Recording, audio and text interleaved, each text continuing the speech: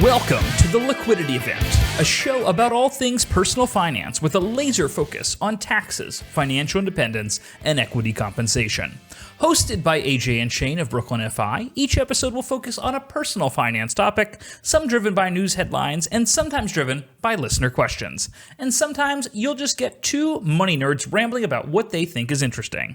Just a quick note before we get started, this podcast is for informational purposes only and should not be considered tax or investment advice. Hello. Welcome to the Liquidity Event. We're your hosts, AJ. And I'm John, pinch hitting for Shane this week. And this is episode 133, being recorded on January 28th, 2025, airing on Friday, January 31st. This is our final episode of January 2025, the first month of a new year. John, I have been writing 2024 in emails saying, hope your 2024 is off to a great start. I don't know how your year is going. I've been better this year. I've done better writing it down and writing 2025 than I thought. Normally I struggle with it, but I'm probably gonna mess it up in like March randomly. I feel like that's like a par for the course for me. Yeah, and the other day I wish someone a happy 3025, but that was more of a typo. I feel like that reminds me of The West Wing. And Bartlett's preparing for the State of the Union, and he's like, and as we look ahead to the 321st century or whatever, and it's like, those people look freaked out. It's like, well, they probably saw the 321st century. Oh man, I love when West Wing clips pop up in my internet feeds. It's always so good. Well, anything Sorkin touches is amazing, but West Wing is definitely number one. Yeah, one popped up the other day. It was just like Bartlett, like, obliterating some like conservative who was like using the Bible against him, and he's like, guess what, Leviticus, and like just like rattles him off. It's like, if I touch the skin of a pig, are Eagles fans gonna be pissed off, yada yada. Anyway, huge Eagles fans are happy. We're not gonna be pissed off right now. We're very happy. The Eagles are going to the Super Bowl. That's Last weekend I was trying to figure out, my husband and I are throwing a Super Bowl party, as we're calling it, a sports ball party. Wow. I'm surprised by this. Yeah, me too. I was like, where are we? What sports? So I literally Googled football. Because I wanted to know like who was going to be, like, where are we? Is this? Anyway. The guy next to me on the flight like gave me a look like, you're really Googling football. Yeah, there's a guy on this plane who's like, there's literally somebody from a different planet, okay, sitting here next to me right now. I probably reported it to TSA. I mean, you're going to be like, that guy had the best plane ride ever. He watched me Google football, and then he read my smutty fairy dragon novel over my shoulder that I was reading on my Is this Kindle. that book that every woman I know is reading this book? Onyx Storm, yes. Every woman you know is reading this book, yes. By Rebecca Yarros, yes. It's the... What is it? Just fill us in, like, TLDR here. TLDR, it's sort of like... it's like the Harry Potter kind of storyline where it's like a magical school where, adolescents go and like learn that they have special powers, and there's intrigue and lots of sex and dragons, and, it's like kind of like fantasy meets romance. Some people call it romantasy. This is Iron, what was the first book called? Fourth Wing. Fourth Wing is the first book, then Iron Flame, and the third one just came out on Monday, Onyx Storm. So that's what all your ladies are reading. Literally every woman I know is reading this book. You should give it a shot. You should give it a shot, John. I actually know quite a few men that are reading it as well. Here's the thing. I'm thinking about learning how to read this year, so maybe I'll put it on the list. So I might give it a try. Also, shout out to the person who left us a comment on YouTube that said it took 6 minutes for us to get to the freaking point of the episode. 3:25 right now. We're still yapping, folks. Buckle up. We'll get strong. there. We got some good stuff for you Come here on. today. You guys don't listen to this for the news, right? Yeah. This is exactly. Speaking of which, John, you have some predictably boring news to share with us. What have you been working on lately? What have I been? Oh, I've been riding my Peloton. So I got a Peloton for Christmas. Sorry, that was mean. That was extra mean. Okay, how dare you? And I'm participating in the PKFI Step Challenge. So I got to give a shout out here to Cody, who's in the lead right now, and Ethan, newly minted CPA, Ethan on our team, who's in third place. And so shout out to both of them. I'm in second place, and so I've been trying to win this step challenge, but I also don't know if it looks good if like the boss wins the step challenge. I feel like it's you like can't win. You got to bench you. Yeah, go break your leg or something. That's fine. Great. I don't think I'm going to. Cody's kicking my ass though, so we'll see what happens. Okay. But we're excited. We love a good little friendly, healthy competition here. I feel like. John, I'm really sorry. I just stopped the recording. I think I'm having an allergic reaction to something. I don't know if you can tell, my face is very flushed. Like, I'm fine, but I just need to go drink some water. Okay, I'll let's be back in a really hot second. All right, let's do that. And we're back, folks. Thank you. That commercial break brought to you by Sweet Green. AJ, are you all right? I'm okay. I don't know what happened. I just got really warm. I think I was like blasting the heat and dehydrated, which is par for the course for me. Yeah. And my face felt like it was on fire, and I was watching the video and I looked like a tomato. So I think I'm better now. Okay. Got my ice water, got my iced coffee. So let's keep rolling. All right, we're gonna keep rolling with it. Well, how about we dive in? We got a lot to talk about here today. We do, because there's some big ass headlines. Yeah, I mean, the biggest news is DeepSeek, which I keep calling Deep Sea because their logo is a little cute whale. DeepSeek, a new AI threat, is threatening the dominance of the US AI market. We've got Meta with their products. We've got Google with their products. We've got OpenAI with their product ChatGPT, which is what most of us have been using. But overnight, DeepSeek overtook ChatGPT as the #1 downloaded app for large language model AI. Yeah, in the App Store. Thank you. And the stock market reacted to this knowledge, right? China kind of just bursted on the scene and said, we've got a tool. It's awesome. It cost us, what, $6 million? They say it cost them $6 million. And they're $6 million using to create this model. Because we won't sell them the new chips from like a national security concern perspective. I mean, I was trying to think of an analogy for this, and and AJ's like, is there cheese involved? There's no cheese involved. No, I mean, here's what I think, but here's what the analogy I've come up with. I mean, it's honestly like the Russia-Ukraine war, and you have Russia, which is one of the largest militaries in the world, one of the more sophisticated militaries overall, and then you've got Ukraine, which is kind of this scrappy, they have to innovate. They've had to innovate in terms of how they knock my fight this people. battle. No, I agree. Listen, I'm part Ukrainian, don't get me wrong.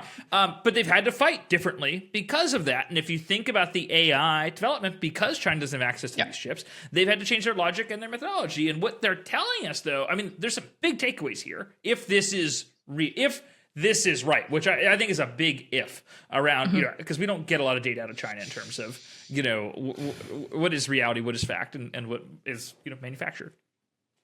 Right.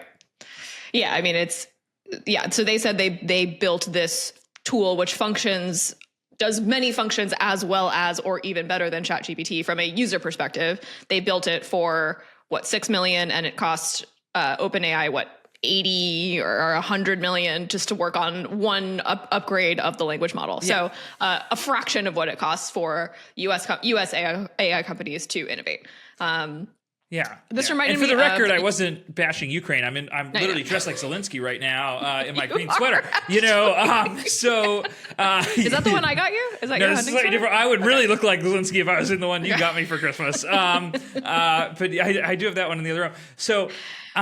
But this could be groundbreaking in the sense that perhaps AI won't need the same amount of energy and chip investment and data centers that they thought, right? Which could make AI development a lot more economical than we were expecting, which is great unless you sell chips for a living. Right, and better for the environment, right? Because we don't need as much processing power. We don't need as much computing power. This reminded me of, do you ever see that show Silicon Valley? I've seen clips of it. I'm not like have to watch date on it. Yeah. As I was reading about this DeepSeek innovation, I just kept thinking about, there's this like line in the show at one point where he's building his Pied Piper algorithm, and basically he figures out, like, by accident, by trying to solve this like MP3 upload program, basically how to do everything faster on the internet for like a fraction of like the cost and time and everything like everyone else. And people are like, wait, why are you building this stupid music website? Like, just sell your algorithm. So basically we're living Silicon Valley is what I've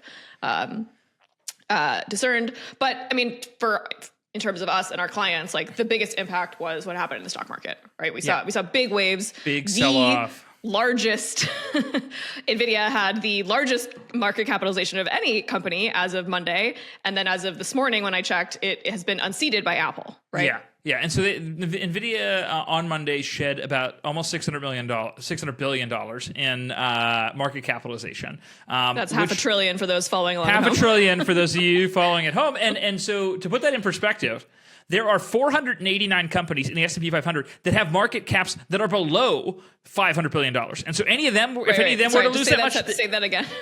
489 out of 500. Out of the 500 most. are below 500 billion. And so, NVIDIA is still a $2.9 trillion company as of this recording, right? I don't know what it'll be like on Friday when the podcast comes out. It has had some gains here. It's Tuesday, so we're recording. But... Yep.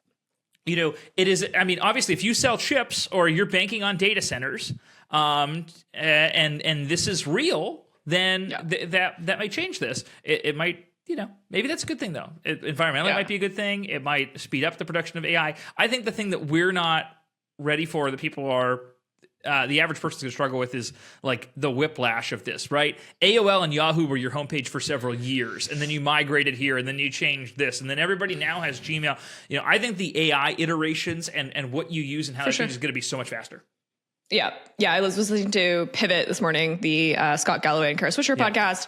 And Scott got someone, I forgot which one of them, was saying about, hey, maybe we've been using the Tiffany model for a while, and this is Walmart. And Tiffany will still exist, and Tiffany will still be expensive and great, and people will still use it and get a lot of value from it. But Walmart comes around and provides a lot of value for a lot more people. So here's the other thing I was looking at, though. Okay, so Polymarket, which you can bet on like anything. Yeah. Okay, what's the big thing now? Will DeepSeek be banned in the United States within a few months? And probably. Right, because we just saw this with TikTok, right? It's a Chinese TikTok company. Is nothing compared to DeepSeek and an AI, For sure. You're literally giving it data and information about you. Exactly. You're asking it. So it's can I ask you, literally getting inside your brain. Have you downloaded DeepSeek? Are you using DeepSeek? I have not. No, and I also never downloaded TikTok. Yeah, same here. So I don't have TikTok and I don't have DeepSeek. Which makes me a maloomer. Which makes you a very old millennial. I prefer to watch those TikTok videos on Instagram a couple weeks later, like every other everybody good else. millennial 3 weeks later. Yeah, exactly. Just a good reminder. Please, folks, please ignore the headlines. Like, we don't need to make changes in our portfolio based on something, on a news headline. Yeah. This headline for me just made me laugh. The headline is from CNN.com. A shocking Chinese AI advancement called DeepSeek is sending U.S. stocks plunging. Yeah. Now, if I read that headline, I would think China's invading us, and the U.S. stock market has decreased by 75% in one day. That's not what happened, folks. We saw a dip. We saw a big dip in big companies. In big companies, it was the single greatest one-day value wipeout of any company in history by NVIDIA. Guess who held that record before, John? NVIDIA. So they beat their own record. So we did see a lot of value wipeout, but let's remember, folks, that NVIDIA has been one of the highest performing stocks in history. So we actually haven't lost that much value if you'd invested in this company earlier. I don't want to say this year, earlier this, fiscal year. Yeah. What else? Models called R1. That's cool.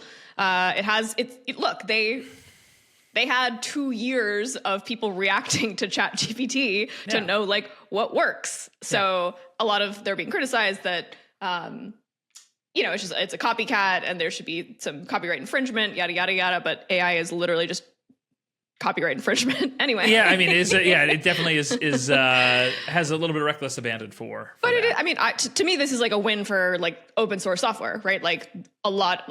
Facebook's version is open source. So they built on top of that. They took a shortcut, which is instead of building it from scratch and paying really smart people a ton of money to build this, they just took what existed and refined it and spent $6 million to make it a competitor with one of the most valuable private companies in history, OpenAI. Yeah. I think it's also just a reminder of how early we are on this AI journey. Totally. It's just this is going to change so much. Totally. Have you used any of the AI agents personally yet where they can book restaurant reservations for you? No, I've tried the tasks thing a bit, which is in ChatGPT's the latest iteration of that. And so I've tried it to do this recurring thing for me or send me this reminder, that sort of thing. I haven't done the agents yet. I really like AI when I'm trying to book a trip. So I'm trying to plan a trip to Colorado and see some national parks. And so I had it map out, these are the days I want to be there. These are the things I want to see. Give me a couple suggested itineraries for it. And that's really helpful than starting from scratch. So I don't know. I use it daily. I use AI daily now. Nice. Yeah, me too. I didn't use the app on my phone very often until recently. And now I started just chatting with Chat. When my friends aren't texting me back, I just talk to ChatGPT. Does Nabil know that you're talking to ChatGPT this much? Is it? Like, now he's going to because you just fucking outed me. Oh my goodness. Oh no. No, Nabil doesn't listen to this podcast. We're fine. Fair enough. Oh boy.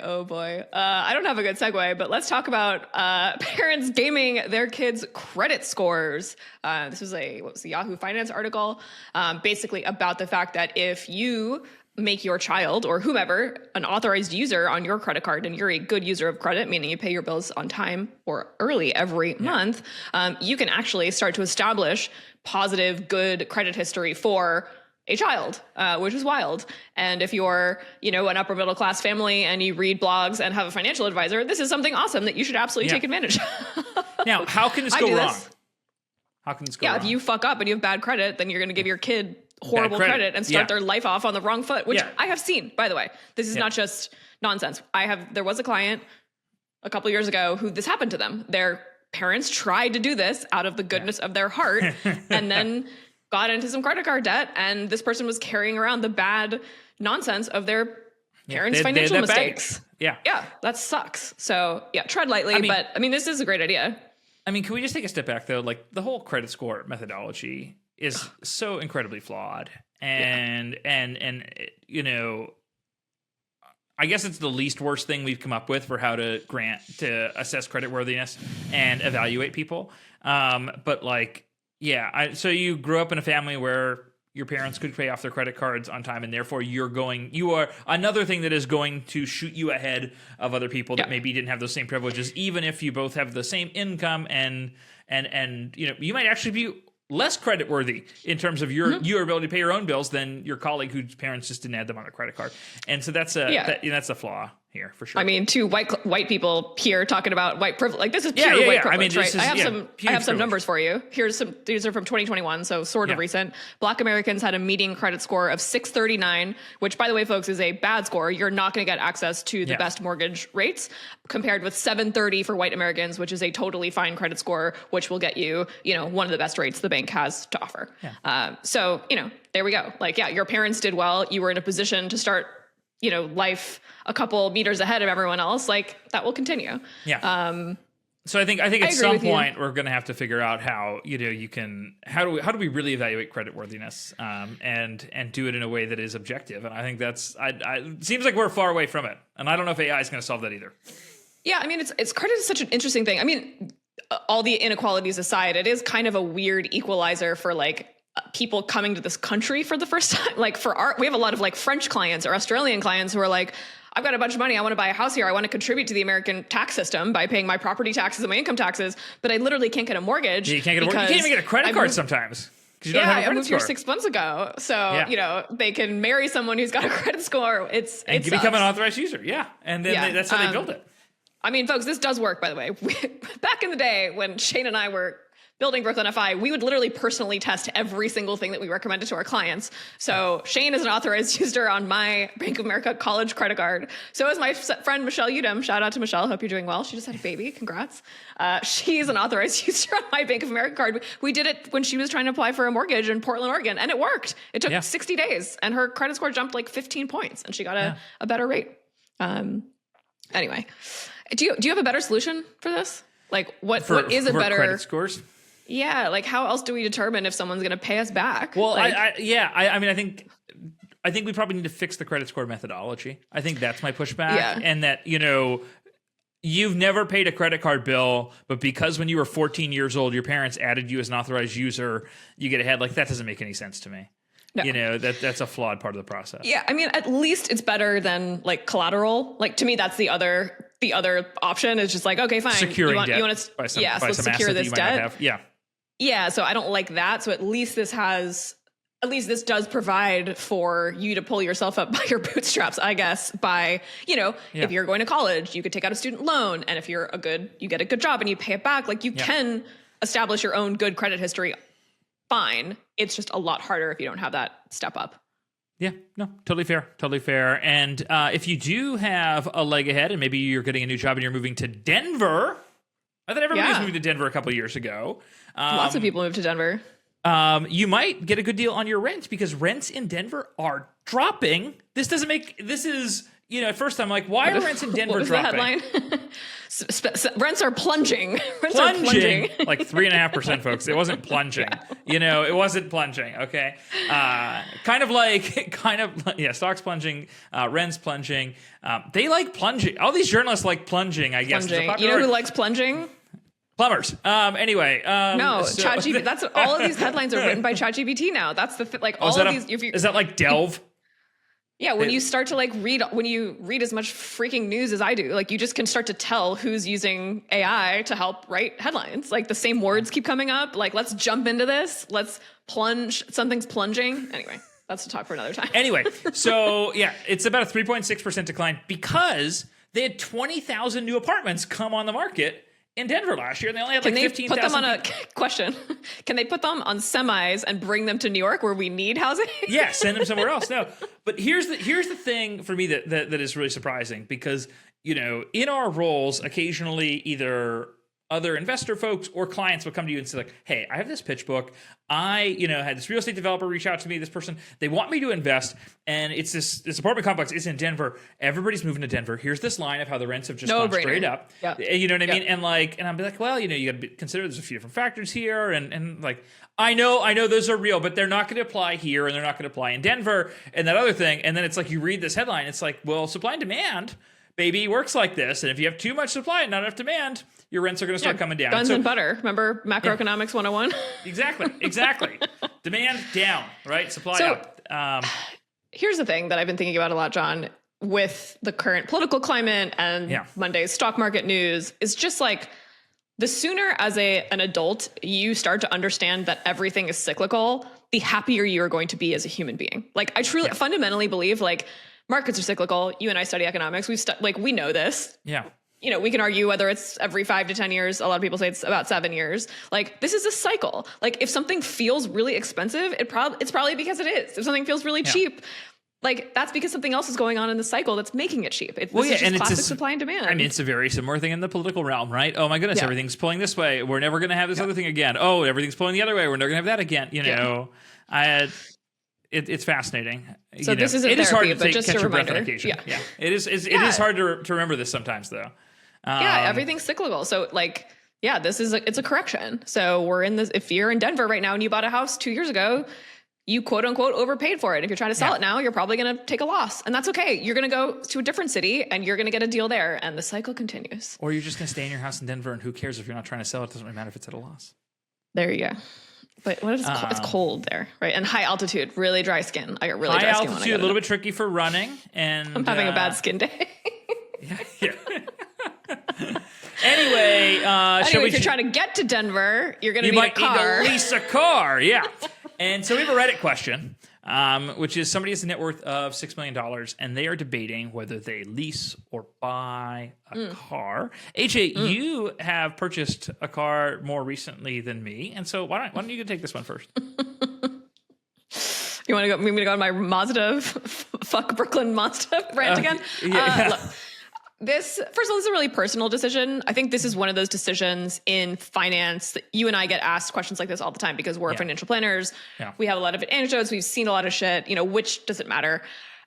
At the end of the day, I have not seen a compelling financial case for either side. Like I can think of a million reasons why you should lease. I can think of a million reasons why you should buy. I think this person has a $6 million net worth and they're talking about adding a luxury car for fun. So that's a different question. But if you're a person who needs a car to get from point A to point B, that's relatively safe and comfortable and looks kind of nice. I think the actual best personal finance advice I can give you is to buy a gently used car and finance it if you want. If you have the cash, that's cool too. So if you're buying something, have it be used. Now, that's not what this person's asking. This person is saying, I've got so much money and I want a really nice, beautiful luxury car. Should I lease it or buy it? I think you should buy it. First of all, nicer vintage cars are nicer than brand new cars, in my opinion. Like a 1995 Porsche 911. Anyone? Is that what you're in the market for, AJ? Is that what you're looking I mean, the proverbial market, yes. I have a very different take. Tell me.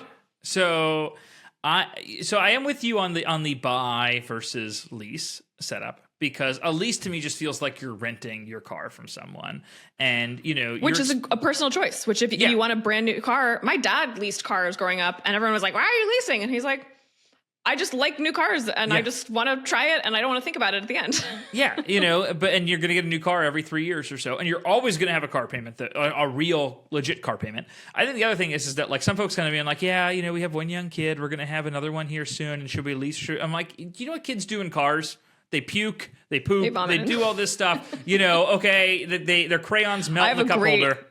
Puke story for a brand new car story when you have a mouth. Yeah, exactly. I could see like our listener count dropping. But and so I'm not a big advocate for leasing when folks have young kids, young families, that sort of thing. I do think that, if it's a luxury vehicle and you're not going to put a ton of miles on it, and you want the luxury and the style of a new car all the time, then leasing probably does makes sense. But I'm very much in even buying new cars and not buying used, in part because the financing that you get on a new car is typically a much better deal than on a used vehicle. And I think that in where rates are these days can make up for it. That's just my take. Yeah, that's fair. I'm also not good. I'm not handy when it comes to this stuff. And so I like a newer vehicle that I don't have to think about that stuff. True. That is true. Yeah. I mean, cars are such an interesting, I feel like people talk about like, is buying a home an investment or not? Like that debate. I'm sorry, you're wrong. It's not. Like, I'm just kidding. No, can we save this for the rent versus buy? Holy smokes! She said it. She said it. Did everybody get this? No. No. A home can be a great investment. There are lots of cases. I can pick and pull cases out where if you purchased a home in X year in X city and sold it X number of years later, you could have had a fantastic return on your investment. In some outlier cases, you could have beat the stock market. That's not the case, folks. Always. That is possible. Yeah. I don't think that's, I could confidently say that's not the case with a car. A car is not investment. Yeah.